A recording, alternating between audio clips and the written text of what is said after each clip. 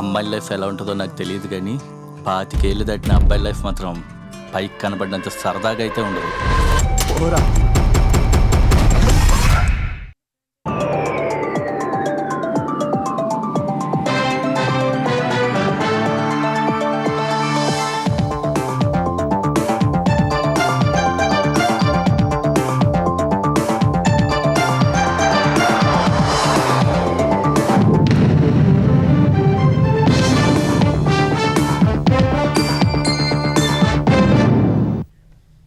నమస్కారం, ETV news కి స్వాగతం. ఈనాటి ముఖ్యాంశాలు. కాక్రోచ్ జనతా పార్టీ ఆందోళనలతో దద్దరిల్లిన ఢిల్లీ, తీవ్ర ఉద్రిక్తతలకు దారితీసిన Chalo Sansad, lathi charge, tear gas ప్రయోగాలు. సీజేపీ ప్రతినిధులతో కేంద్ర మంత్రి చర్చలు, డిమాండ్ల చిట్టాను సమర్పించిన పార్టీ నేతలు, శాంతి స్థాపనకు సహకరించాలన్న నడ్డా. పార్లమెంటు వర్షాకాల సమావేశాల్లో తొలి రోజే వాయిదాల పర్వం, సమగ్ర ఉత్పాదకతతో కూడిన చర్చ జరగాలని ప్రధాని ఆకాంక్ష. హైదరాబాద్లో ఎల్ఐజీ ఇళ్ల పథకాన్ని ప్రారంభించిన తెలంగాణ సర్కార్, రేపటి నుంచి ఆగస్టు 10 వరకు దరఖాస్తులు స్వీకరిస్తామని వెల్లడి.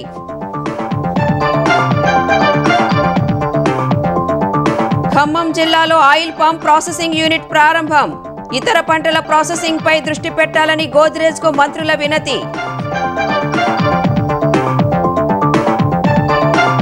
ఏపీలో ఆక్వా పొగాకు రైతులను ఆదుకోవాలని కేంద్రానికి చంద్రబాబు లేఖ, సోయాబీన్ మీల్ దిగుమతికి అనుమతించాలని విజ్ఞప్తి. మెరుగైన సేవలు అందించేందుకే రిజిస్ట్రార్ కార్యాలయాల్లో సేవా కేంద్రాలు, ప్రైవేటీకరిస్తున్నారనే దుష్ప్రచారాన్ని తిప్పికొట్టాలన్న సీఎం.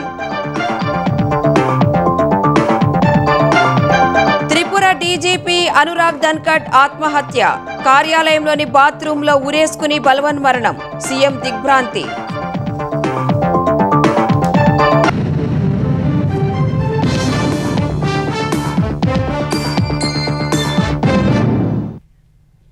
కాక్రోచ్ జనతా పార్టీ మద్దతుదారుల ఆందోళనలతో దేశ రాజధాని ఢిల్లీ దద్దరిల్లింది. నీట్ ప్రశ్నాపత్రాల లీకేజ్కు వ్యతిరేకంగా సోనం వాంగ్చుక్ ఆమరణ నిరాహార దీక్షకు మద్దతుగా చేపట్టిన భారీ నిరసనలు ఉద్రిక్తతలకు దారితీశాయి. వివిధ మార్గాల నుంచి పార్లమెంటు వైపుగా దూసుకువెళ్తున్న 20,000 మంది ఆందోళనకారులను చెదరగొట్టేందుకు పోలీసులు పలుచోట్ల లాఠీ చార్జీలు చేశారు. కొన్ని చోట్ల బాష్పవాయు గోళాలను ప్రయోగించారు.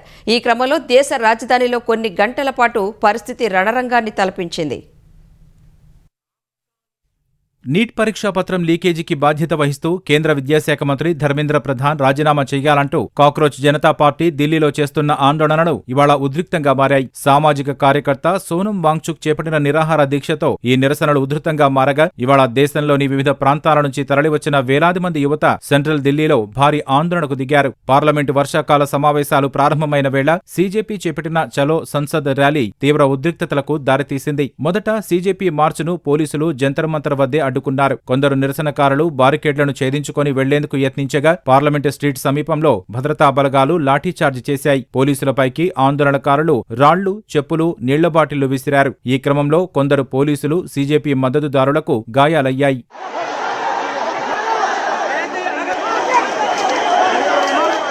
మండీ హౌస్ మెట్రో స్టేషన్ నుంచి జంతర్ మంతర్ వైపు భారీ ర్యాలీగా బయలుదేరిన నిరసనకారులను కూడా పోలీసులు అడ్డుకున్నారు. కేంద్ర ప్రభుత్వానికి వ్యతిరేకంగా నినాదాలు చేస్తూ ముందుకెళుతున్న నిరసనకారుల్ని చెదరగొట్టడానికి పోలీసులు లాఠీచార్జి చేశారు. ఈ ఘటనలో పలువురు ఆందోళనకారులను అదుపులోకి తీసుకున్నారు. ఆందోళనకారులు పార్లమెంటు వైపు వెళ్లకుండా అడ్డుకోవడానికి, శాంతి భద్రతలను కాపాడటానికి భారీ సంఖ్యలో పోలీసులను, మఫ్టీలో ఉన్న అధికారులను ఆ ప్రాంతమంతా మోహరించారు. ముందు జాగ్రత్తగా పార్లమెంటు ప్రధాన గేట్లను భద్రతా సిబ్బంది పూర్తిగా మూసివేశారు. లోపలికి అనధికార వ్యక్తులు ప్రవేశించకుండా గేట్లకు అదనపు తాళాలు వేసి గట్టి పహారా ఏర్పాటు చేశారు. అయితే భద్రతా వలయాన్ని ఛేదించుకొని మరీ ఆందోళనకారులు పార్లమెంటు వైపు దూసుకొచ్చారు.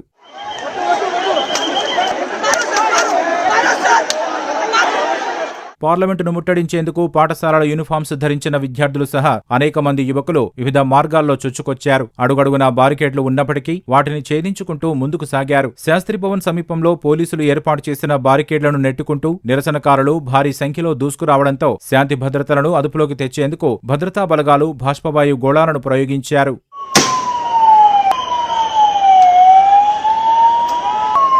పార్లమెంటుకు వెళ్లే అన్ని మార్గాలను దిగ్బంధించిన ఆందోళనకారులు constitution club, reserve bank, Patel Chowk, transport Bhavan, parliament street ప్రాంతాల్లో బైఠాయించారు. ఫలితంగా ఎక్కడికక్కడ ట్రాఫిక్ జామ్ అయ్యింది. రిజర్వ్ బ్యాంకు, పటేల్ చౌక్ వద్ద ఆందోళనకారులను చెదరగొట్టేందుకు పోలీసులు స్వల్పంగా లాఠీచార్జి చేశారు. పలువురు ఆందోళనకారులను అదుపులోకి తీసుకుని అక్కడి నుంచి తరలించారు.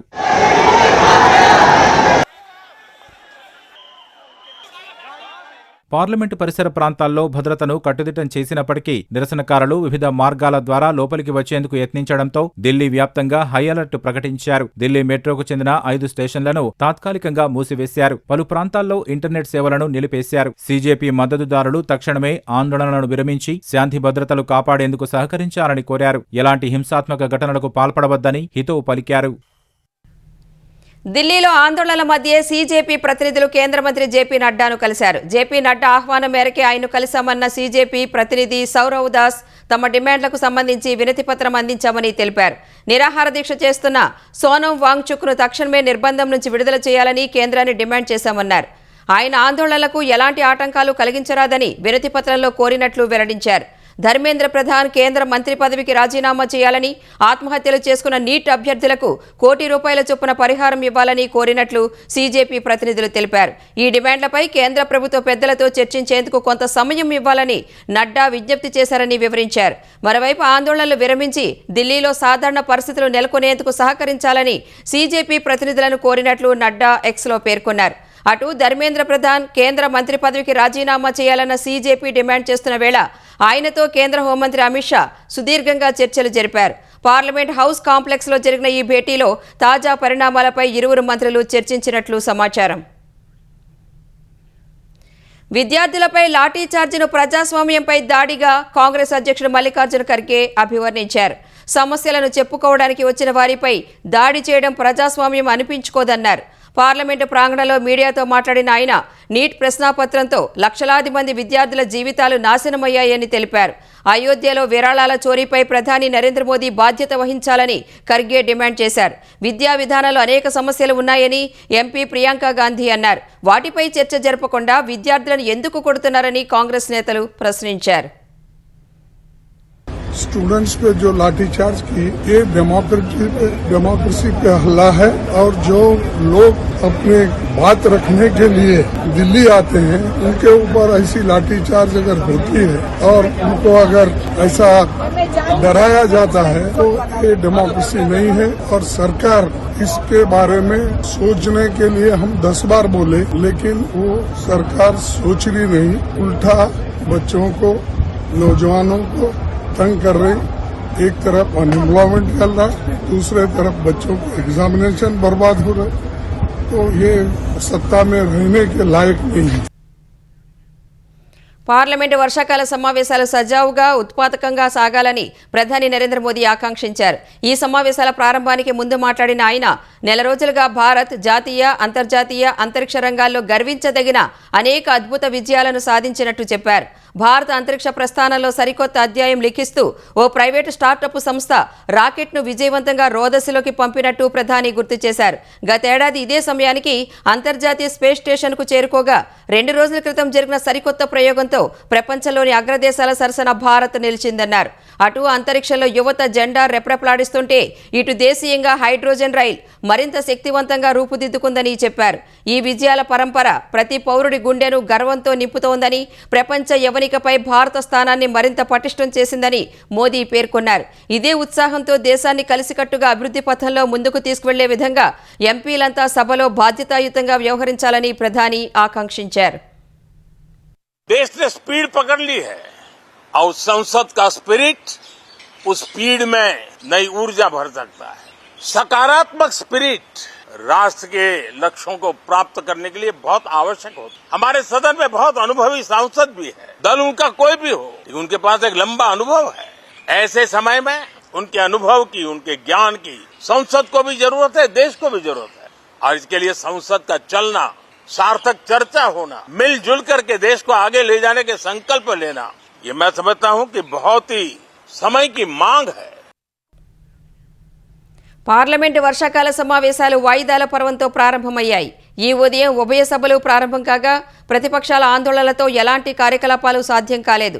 ఈ ఉదయం లోక్సభ ప్రారంభం కాగానే నీట్ ప్రశ్నాపత్రం లీకేజ్, అయోధ్య రామాలయ విరాళాల చోరీ అంశాలపై చర్చ జరపాలని ప్రతిపక్షాలు ఆందోళనకు దిగాయి.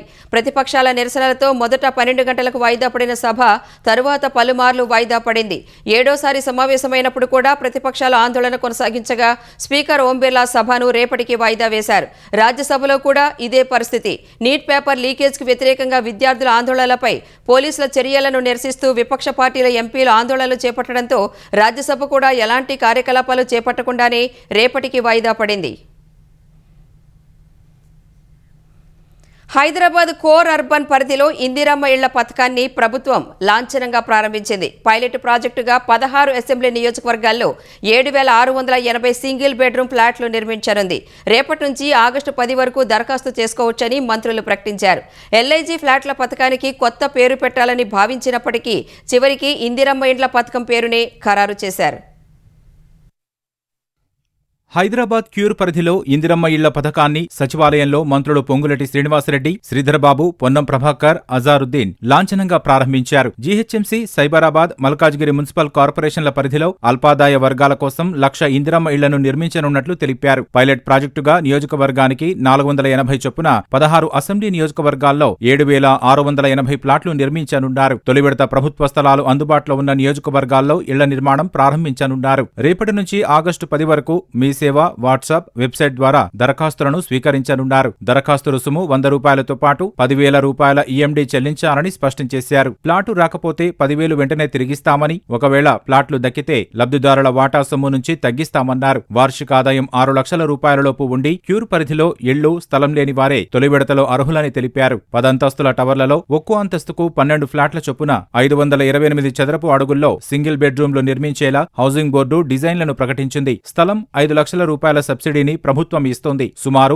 6 లక్షల రూపాయలను లబ్ధిదారులు 4 విడతల్లో తమ వాటాగా చెల్లించాలని మంత్రులు తెలిపారు. ఏ నియోజకవర్గంలో ఫ్లాట్లకు ఆ నియోజకవర్గంలో కనీసం 10 ఏళ్లుగా నివసిస్తున్న వారి అర్హులని ప్రభుత్వం తెలిపింది. ఒక కుటుంబం నుంచి ఒకరు మాత్రమే దరఖాస్తు చేసుకోవాలని స్పష్టం చేసింది. కేటాయించిన ఎల్ఐజీ ఫ్లాట్ను 10 ఏళ్ల పాటు అమ్మడానికి లేదా అద్దెకు ఇవ్వడానికి వీల్లేదని షరతు విధించారు. అవసరమైతే బ్యాంకు మార్టిగేజ్ చేసుకోవచ్చునని మంత్రి పొంగులటి శ్రీనివాసరెడ్డి తెలిపారు.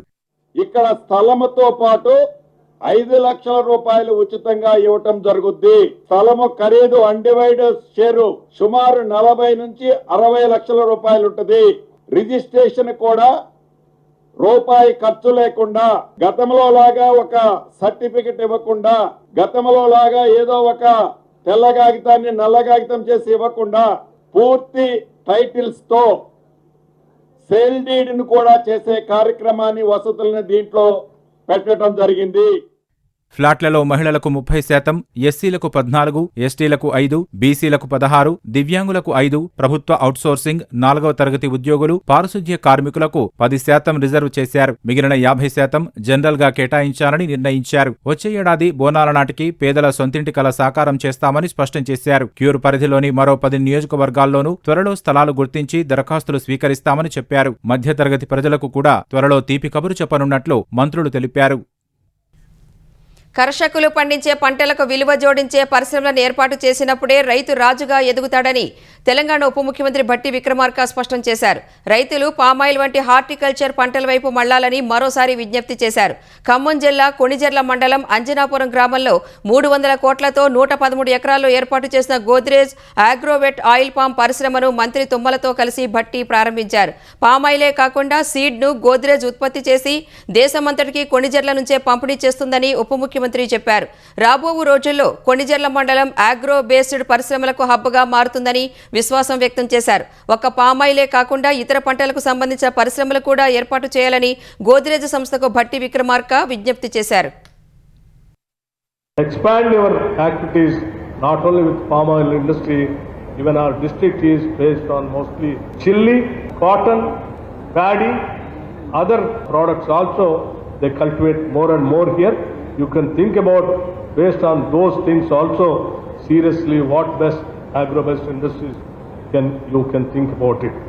రైతుల ఆర్థిక స్థితిగతులు మెరుగుపడాలి అంటే తప్పనిసరిగా value added products based industries పెట్టే దాని పనికొచ్చేటువంటి ఉత్పత్తులు పండించడమే కాకుండా మనం కూడా కమర్షియల్ క్రాప్స్ లోకి వెళ్ళి ఆర్థిక వ్యవస్థను బలోపేతం చేసుకుంటూ మనం కూడా పెరిగిన రోజు రైతు రాజుగా ఎదుగుతాడు. దీపం 2.0 లబ్ధిదారులకు నిర్ధారిత తేదీల్లో నగదు జమ అవుతుందని ముఖ్యమంత్రి చంద్రబాబు వెల్లడించారు. ఆర్టీజీఎస్ కేంద్రాల్లో వివిధ శాఖలపై సీఎం సమీక్ష నిర్వహించారు. రిజిస్ట్రేషన్ సేవా కేంద్రాలను ఏర్పాటు చేస్తుంటే కొందరు సబ్ రిజిస్ట్రార్ ఆఫీసులను ప్రైవేటీకరణ చేస్తున్నారంటూ దుష్ప్రచారం చేస్తున్నారని సీఎం మండిపడ్డారు. డాక్యుమెంట్ రైటర్ల ఉపాధికి మార్గాలు చూపెడతామని చెప్పారు. రిజిస్ట్రేషన్ సేవలను మరింత సులభతరం చేసేలా రిజిస్ట్రేషన్ సేవా కేంద్రం ఆర్ఎస్కేలను ఏర్పాటు చేస్తున్నామన్నారు. ఇది ప్రైవేటీకరణ ఏమాత్రం కాదన్నారు. పాస్పోర్టు సేవా కేంద్రాల తరహాలోనే రిజిస్ట్రేషన్ సేవా కేంద్రాలు పనిచేస్తాయన్నారు. పాస్పోర్టు సేవా కేంద్రాల ఏర్పాటుతో పాస్పోర్టు ప్రాసెసింగ్ సులభమైందని గుర్తు చేశారు. ఇదే తరహాలో రిజిస్ట్రేషన్ సేవా కేంద్రాల ద్వారా రిజిస్ట్రేషన్ సేవలు సులభంగా పొందవచ్చన్నారు.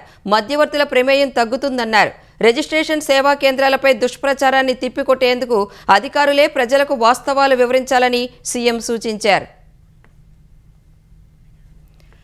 మాతా శిశు సంక్షేమానికి ఏపీ సర్కార్ అత్యున్నత ప్రాధాన్యమిస్తోంది. గర్భిణీలు, బాలింతలు, నవజాత శిశువులకు మరింత నాణ్యమైన, సురక్షితమైన రవాణా సేవల్ని అందించేందుకు కొత్తగా తల్లి బిడ్డ ఎక్స్ప్రెస్ వాహనాలను అందుబాటులోకి తెచ్చింది. ఈ వాహనాలను ముఖ్యమంత్రి చంద్రబాబు సీఎం క్యాంపు కార్యాలయంలో పరిశీలించారు. ప్రజలకు ఈ సేవలపై స్పష్టమైన అవగాహన కలిగేలా ప్రభుత్వ సంక్షేమ కార్యక్రమాన్ని ప్రతిబింబించేలా రూపొందించిన బ్రాండింగ్ డిజైన్లకు ముఖ్యమంత్రి ఆమోదం తెలిపారు. ప్రభుత్వ ఆసుపత్రుల్లో ప్రసవించిన బాలింతలు, వారి నవజాత శిశువులు, సహాయకులను ఉచితంగా వారి ఇళ్లకు చేర్చడం సహా అధిక ప్రమాద గర్భిణీలు, తీవ్ర రక్తహీనతతో బాధపడే గర్భిణీలు, వైద్య పరీక్షల కోసం ఆసుపత్రులకు వచ్చే గర్భిణీలకు ఈ వాహనాలతో రవాణా సేవలు అందించనున్నారు. జన్యుపరంగా మార్పు చేసిన సోయాబీన్ మీల్ను దిగుమతి చేసుకునేందుకు రొయ్యల మేత తయారీదారులకు అనుమతి ఇవ్వాలని ముఖ్యమంత్రి చంద్రబాబు కేంద్రాన్ని కోరారు. ఈ మేరకు మత్స్యశాఖ మంత్రి రాజీవ్ రంజన్ సింగ్కు లేఖ రాశారు. ఏపీలో రైతు సమస్యలపై 3 కేంద్ర మంత్రులకు వేర్వేరు లేఖలు రాసిన చంద్రబాబు దేశంలో రొయ్యల మేత కొరత తీర్చడం సహా ధరల నియంత్రణకు సోయాబీన్ మీల్ దిగుమతికి అనుమతి ఇవ్వాలని కోరారు. 2021లో రొయ్యల మేత తయారీదారులకు పరిమిత స్థాయిలో దిగుమతి చేసుకునేందుకు అనుమతులు ఇచ్చారని చంద్రబాబు గుర్తు చేశారు. అమెరికా, చైనా, యూరోప్ మార్కెట్లలో దేశ రొయ్యల ఎగుమతులు తీవ్ర పోటీని ఎదుర్కొంటున్నట్లు సీఎం తన లేఖలో వివరించారు. ఏపీలో ఆక్వా రంగాన్ని మరింత అభివృద్ధి చేయడం సహా ఎప్పటికప్పుడు సహకారం అందించేందుకు వీలుగా జాతీయ మత్స్య అభివృద్ధి బోర్డు కార్యాలయం అమరావతిలో ఏర్పాటు చేయాలని మరో లేఖలో కోరారు. ఇందుకోసం అమరావతిలోని నెక్కల్లులో 7.89 ఎకరాల ప్రభుత్వ భూమిని కేటాయించినట్టు చంద్రబాబు చెప్పారు. ప్రభుత్వ పాఠశాలల్లో విద్యార్థులకు పౌష్టికాహారం అందించేందుకు త్వరలోనే స్టీమ్ రైస్ అందిస్తామని ఆంధ్రప్రదేశ్ పౌర సరఫరాల శాఖ మంత్రి నాదెండ్ల మనోహర్ చెప్పారు. గుంటూరు జిల్లా మంగళగిరిలో అక్షయ్ పాత్ర ఫౌండేషన్ ప్రభుత్వ పాఠశాల విద్యార్థులకు సరఫరా చేసే మధ్యాహ్న భోజనాన్ని ప్రజా ప్రతినిధులతో కలిసి మంత్రి పరిశీలించారు. విద్యార్థులకు అందించే అన్నం ముద్దగా ఎందుకు ఉందని మంత్రి ప్రశ్నించారు. కొత్త బియ్యం సరఫరా చేయడం వల్లే సమస్య వస్తోందని అక్షయ్ పాత్ర ఫౌండేషన్ ప్రతినిధులు వివరించారు.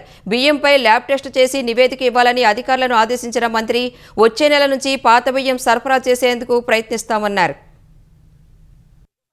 అన్నం సరిగ్గా ఉడకలేదనో లేకపోతే కొంచెం ముద్దగా మారిందనో ఈ ప్రస్తావన వచ్చినప్పుడు మా కమిషనర్ గారు, మా డైరెక్టర్ గారు, అదేవిధంగా లీగల్ మెట్రాలజీ నుంచి మరియు ఫుడ్ సేఫ్టీ నుంచి మా ప్రజాప్రతినిధులు అందరూ కూడా కలిసి ఈరోజు పర్యటించాం. 43,000 ప్రభుత్వ పాఠశాలలో కూడా ఇంటి నుంచి టిఫిన్ క్యారియర్ తీసుకురాకుండా ఉండాలనేది మా ధ్యేయం. ఏజ్ రైస్ ఉంటే బాగుంటుందని ఇక్కడున్న అధికారులు వాళ్ళు చెప్పారు. పాత బియ్యాన్ని ఎక్కువగా వీళ్ళు కోరుకుంటున్నారు కాబట్టి ముందుగా అది సరఫరా చేసేటట్టు మేము ఒక ప్రయత్నం ఇమీడియట్గా నెక్స్ట్ మంత్ నుంచే చేస్తాం. రాజకీయంగా ఉనికి కోసమే పార్టీ కార్యకర్తల్ని జగన్ రెచ్చగొడుతున్నారని ఆంధ్రప్రదేశ్ బీసీ సంక్షేమ శాఖ మంత్రి సవిత ఆరోపించారు. సత్యసాయి జిల్లా పెనుకొండ నారాయణమ్మ కాలనీలో 30 లక్షల రూపాయలతో నిర్మించే అంగన్వాడీ భవనానికి మంత్రి భూమి పూజ చేశారు. దర్గాపేటలో 23 లక్షలతో నిర్మించిన సీసీ రోడ్డును ప్రారంభించారు. ఈ సందర్భంగా జగన్ శవరాజకీయాలు మానుకోవాలని మంత్రి సవిత హితవు పలికారు. వైసీపీ హయాంలో ఏపీ బేవరేజెస్ కార్పొరేషన్ మద్యం రవాణా టెండర్లలో ప్రభుత్వ ఖజానాకు 192 కోట్ల నష్టం వాటిల్లినట్లు సిట్ నిర్ధారించింది. ఈ మేరకు విజయవాడ ఏసీబీ కోర్టుకు రిమాండ్ రిపోర్టు సమర్పించింది. నాటి బేవరేజెస్ కార్పొరేషన్ ఎండీ వాసుదేవరెడ్డి ప్రభుత్వ ముందస్తు అనుమతి లేకుండానే మద్యం రవాణాకు రాష్ట్ర స్థాయి కేంద్రీకృత టెండర్ విధానాన్ని తెరపైకి తెచ్చారని సిట్ పేర్కొంది. తమకు కావలసిన సిగ్మా, ప్రసాద్ ట్రాన్స్పోర్ట్ సంస్థలకు టెండర్లు దక్కేలా నిబంధనలను ఇష్టమొచ్చినట్లు మార్చేశారని తెలిపింది. ఫైనాన్స్ విభాగం అనుమతి లేకుండా పాత విధానం కంటే రవాణా ఛార్జీని దాదాపు 13 రూపాయలు అదనంగా చెల్లించారని సిట్ వెల్లడించింది. ఎలాంటి టెండర్లు పిలవకుండానే సిగ్మా కంపెనీ గడువును 4 సార్లు పొడిగించారని పేర్కొంది. అప్పటి ఉప ముఖ్యమంత్రి అభ్యంతరం చెప్పినా వాసుదేవరెడ్డి ఖాతరు చేయలేదని తెలిపింది. అక్రమ కమిషన్లలో కొంత మొత్తాన్ని వాసుదేవరెడ్డి బావుమరిది విజయ నరసింహారెడ్డికి చెందిన శ్రీ లక్ష్మీ నరసింహ మిల్క్ కంపెనీ ఖాతాకు బదిలీ చేసినట్లు సిట్ ఆధారాలు పొందుపరిచింది. ఈ కేసులో ఇప్పటికే ఈడీ అరెస్టుతో చెంచెల్గూడ జైల్లో ఉన్న వాసుదేవరెడ్డి, రాజశేఖర్ రెడ్డి, సునీల్ కుమార్లను పీటీ వారెంట్పై విజయవాడకు తీసుకొచ్చారు. వారికి 14 రోజులు రిమాండ్ విధించిన కోర్టు తిరిగి చెంచెల్గూడ జైలుకు తరలించాలని ఆదేశించింది.